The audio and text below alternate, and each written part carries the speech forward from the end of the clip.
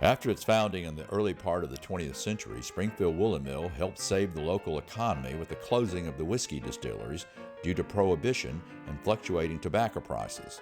The Woolen Mill would also be known for fair wages, progressive management, and for producing a quality product that would be known around the world.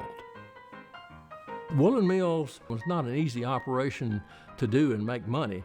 The men we had running it was so unique in that they were seasoned businessmen and they knew how to make money and knew how to make it go.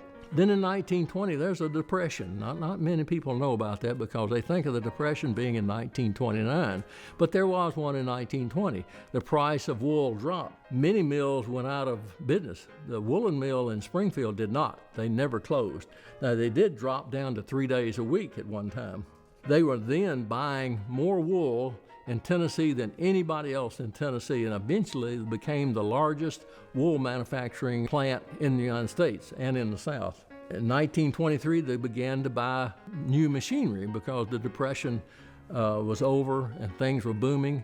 They bought new machinery and they upped their production to 50,000 blankets per year. It's sort of interesting, in 1924-25 era, the woolen mill had even bought and built houses for their employees all around it. One unique thing about the woolen mill too is all their processing was done in-house. Most other woolen mills would have to do some type of processing at one location and another type of processing at another location and combine them at the final, but our woolen mill did everything in-house. They had 13 different departments that people worked in. And one other thing, by 1926, they never failed to pay their debts or their payrolls or their quarterly dividends to their stockholders, which was unusual because so many of them were going out of business.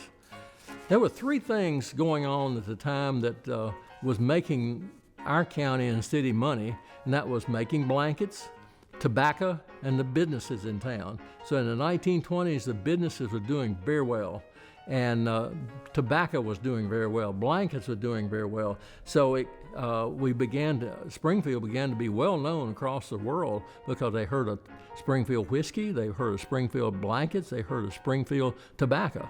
And the whiskey had gone, but the tobacco was well known as the world's largest dark-fired tobacco place in the world, was Springfield. So Springfield was getting on the map and being well known. In 1928, business was doing so well, they were running 24/7, 24 hours a day, 7 days a week. And they were making blankets you wouldn't believe this maybe, but they made 125,000 blankets a year for Indians.